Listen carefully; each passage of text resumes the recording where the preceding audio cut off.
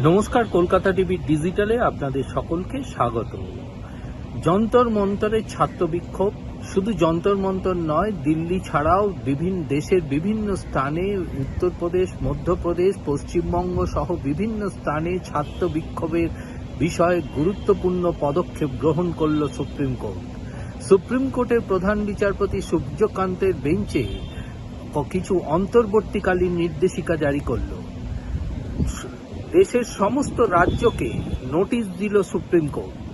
যেখানে যেখানে ছাত্র বিক্ষোভ হয়েছে সেই সব ছাত্র বিক্ষোভের বিরুদ্ধে কি কি ব্যবস্থা গ্রহণ করেছে পুলিশ প্রশাসন এবং কতজন ছাত্রকে গ্রেপ্তার করা হয়েছে এ বিষয়ে সম্পূর্ণ বক্তব্য জানার জন্য প্রত্যেক রাজ্যের মুখ্য সচিবকে নোটিশ জারি করল সুপ্রিম কোর্ট।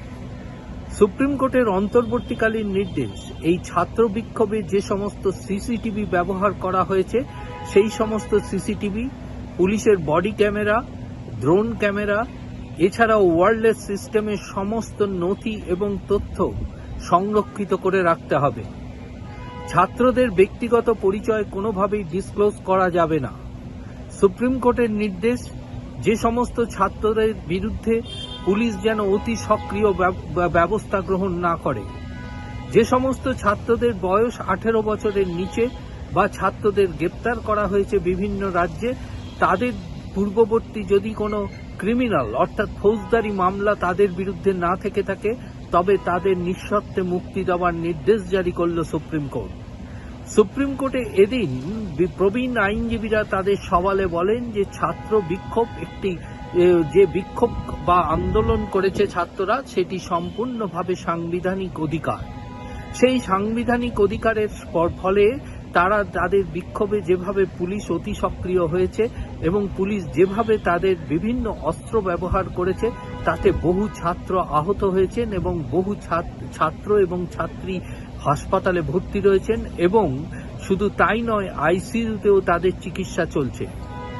ইতিমধ্যে সুপ্রিম কোর্টের কাছে প্রবীণ আইনজীবীরা অভিযোগ করেন যে পুলিশ ইলেকট্রিক ব্যাটন থেকে শুরু করে এমনকি ব্যাটনের মধ্যে পেরেক দিয়ে আঘাত করা হয়েছে, যে বিষয়টি প্রধান বিচারপতি সূর্যকান্ত এই বিষয়টি তার নজরে এসেছে বলে তিনি মামলার শুনানি চলাকালীন মন্তব্য করেন। তিনি মন্তব্য করেন যে তাদের কাছে অভিযোগ এসেছে, শুধু তারাই নয়, ছাত্ররাই নয়, তাদেরকে যারা খাবার সরবরাহ করেছে তাদের বিরুদ্ধেও পুলিশ অতি সক্রিয়তা দেখিয়েছে। এই ধরনের একজন খাদ্য সরবরাহকারী ব্যক্তিও এই সুপ্রিম কোর্টে আবেদন জানিয়েছে। সুপ্রিম কোর্টের মামলার শুনানি চলাকালীন পুলিশের এই অতি সক্রিয়তার পাশাপাশি তারা আরও অভিযোগ করেন যে পুলিশের আধিকারিকরা তাদের নিজেদের গাড়ি ভাঙচুর করে ছাত্রদের ওপর বিভিন্নভাবে তারা অভিযোগ চাপাচ্ছে। শুধু তাই নয়, এই ছাত্র বিক্ষোভে যাতে কেউ অংশগ্রহণ না করে তাদেরকে মিথ্যা মামলায় ফাঁসানোর অভিযোগও উঠে এসেছে এদিন শুনানি চলাকালীন। ছাত্রদেরকে বিভিন্নভাবে ভীত এবং স্বতন্ত্র করা হয়েছে বলেও অভিযোগ করেন প্রবীণ আইনজীবীরা। অপরদিকে তুষার মেহতার কেন্দ্রের সলিসিটর জেনারেল তুষার মেহতা পরিষ্কার দাবি করেছেন যে তারা সব সময় ছাত্রদের সঙ্গে রয়েছে। কিছু হুলিগানস এই ছাত্র আন্দোলনের ভেতরে ঢুকে তারা বিশৃঙ্খল পরিস্থিতি সৃষ্টি করার চেষ্টা করছে। এরপরেই বিচারপতি জয়মাল্য বাগচি মন্তব্য করেন যে শান্তিপূর্ণ ছাত্র আন্দোলনকে ব্যাহত করার জন্যই সবসময় এই ধরনের প্রচেষ্টা করা হয়ে থাকে এবং যে কোনো আন্দোলন বা যে কোনো আন্দোলন সংগঠিত এবং শান্তিপূর্ণভাবে করার ক্ষেত্রে সেখানে বিশৃঙ্খল পরিস্থিতি সৃষ্টি করার জন্য কিছু অহেতুক ব্যক্তি এই আন্দোলনের মধ্যে ঢুকে তাকে বিশৃঙ্খল পরিস্থিতি সৃষ্টি করার প্রচেষ্টা করে বলে মন্তব্য করেন বিচারপতি জয়মাল্য বাগচি। তবে পুলিশের অতি সক্রিয়তার বিষয়েও বিচারপতি জয়মাল্য বাগচি পরিষ্কারভাবে জানান যে এতে পুলিশের যে নির্দিষ্ট পদক্ষেপ রয়েছে, যে প্রথমে মাইকিং করা, তারপর পুলিশের টিয়ার গ্যাস ছোড়া, পুলিশ হেলমেট পরে তা ব্যবহার করা এবং পায়ের নিচে পুলিশের অস্ত্র ব্যবহার করা, এই ধরনের পদক্ষেপের ফলেই কিন্তু এই বিক্ষোভ সামলানো যেত বলে তিনি মন্তব্য করেছেন। তবে প্রবীণ আইনজীবীদের পক্ষ থেকে এই বিষয়টি সম্পূর্ণভাবে তদন্ত করার জন্য প্রাক্তন প্রধান বিচারপতির নেতৃত্বে একটি কমিটি গঠন করার প্রস্তাব দেওয়া হয়। আইনজীবী গোপাল কৃষ্ণানন তিনিও কিন্তু ইতিমধ্যে প্রাক্তন প্রধান বিচারপতি, অবসরপ্রাপ্ত প্রধান বিচারপতির নামও আদালতে পেশ করেন।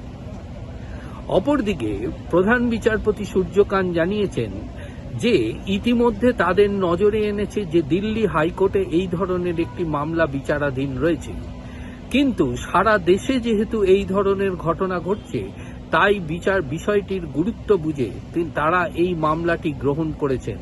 নচেৎ তারা বলতেই পারতেন যে দিল্লি আদালতে বিচারাধীন মামলাটির নিষ্পত্তির পরই তারা এই বিষয়টি গ্রহণ করবেন।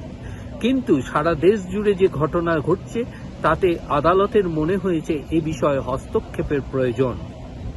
প্রধান বিচারপতি সূর্যকান্তের আরও মন্তব্য যে এ বিষয়ে আদালত বিশিষ্ট গুরুত্ব দিয়ে দেখছে। অপরদিকে আইনজীবী সলিসিটর জেনারেল তুষার মেহতা অভিযোগ করেন 250 পুলিশকর্মী আহত হয়েছেন। এ বিষয়ে প্রধান বিচারপতি পরিষ্কার জানিয়েছেন বিষয়টি তারা গুরুত্বপূর্ণ এবং নিরপেক্ষভাবে তদন্তের জন্য একটি কমিটি গঠন করবেন। শুধু তাই নয়, পুলিশের ওপর হামলার বিষয়টিও কিন্তু এই তদন্তে বিশেষভাবে বিবেচনা করা হবে এবং ছাত্রদের ওপর কেন লাঠিচার্জ করা হলো তা সম্পূর্ণভাবে নিরপেক্ষ তদন্তের মধ্য দিয়ে সুপ্রিম কোর্ট বিষয়টি নিষ্পত্তি করতে চায়। তাই প্রধান বিচারপতি জানিয়েছেন এই সিট বা কমিটির বিষয়টি তারা পরবর্তীকালে জানাবেন। তবে ইতিমধ্যে সুপ্রিম কোর্টে যে সমস্ত মামলা দায়ের হয়েছে প্রতিটি মামলার ক্ষেত্রেই কিন্তু প্রধান বিচারপতি পরিষ্কার জানিয়ে দিয়েছেন আদালতের যে অন্তর্বর্তীকালীন নির্দেশিকা সেই নির্দেশিকা বজায় রাখতে হবে। অর্থাৎ সুপ্রিম কোর্টের নির্দেশিকা অনুযায়ী প্রত্যেক রাজ্যের যে মুখ্য সচিবকে যে নোটিশ জারি করা হয়েছে সেই নোটিশ অনুযায়ী রাজ্যের মুখ্য সচিবকে রিপোর্ট দিতে হবে সুপ্রিম কোর্টে। দ্বিতীয়ত, এই আন্দোলনে ব্যবহৃত শুধু দিল্লি নয়, সারা রাজ্যে বিভিন্ন ছাত্র বিক্ষোভের আন্দোলনে ব্যবহৃত সমস্ত সিসিটিভি ফুটেজ এবং ড্রোন, বডি ক্যামেরা, ওয়্যারলেস সিস্টেমে সমস্ত নথি সংরক্ষিত করে রাখতে হবে। যে সমস্ত ছাত্রদের 18 বছরের নিচে বয়স তাদেরকে গ্রেপ্তার করা হয়েছে বা যে সমস্ত ছাত্রদের পূর্ববর্তী ফৌজদারি কোনো মামলা নেই তাদেরকে সম্পূর্ণ নিঃশর্তভাবে সারা রাজ্যে যে গ্রেপ্তার হওয়া ছাত্রদের মুক্তি দিতে হবে। ছাত্রদের ব্যক্তিগত কোনো তথ্য প্রকাশ্যে আনা যাবে না। এছাড়াও ওই দিনের ঘটনার কোনো তথ্য প্রকাশ্যে প্রকাশ করা যাবে না, এমনটাই অন্তর্বর্তীকালীন নির্দেশ সুপ্রিম কোর্টের। এদিন শুনানি চলাকালীন বিহারের আন্দোলনে AK-47 ব্যবহারটিও উঠে আসে, যে বিষয়টি প্রধান বিচারপতি জানিয়েছেন তার নজরে আছে। তবে সামগ্রিক বিষয় নিয়ে সুপ্রিম কোর্ট চিন্তিত, তাই সুপ্রিম কোর্ট নিরপেক্ষ তদন্তের জন্য সিট গঠনের পথে এগিয়ে চলেছে। পরবর্তীকালে এই সিট গঠনের কমিটি গঠনের বিষয়টিও কিন্তু ঘোষণা করবে সুপ্রিম কোর্ট।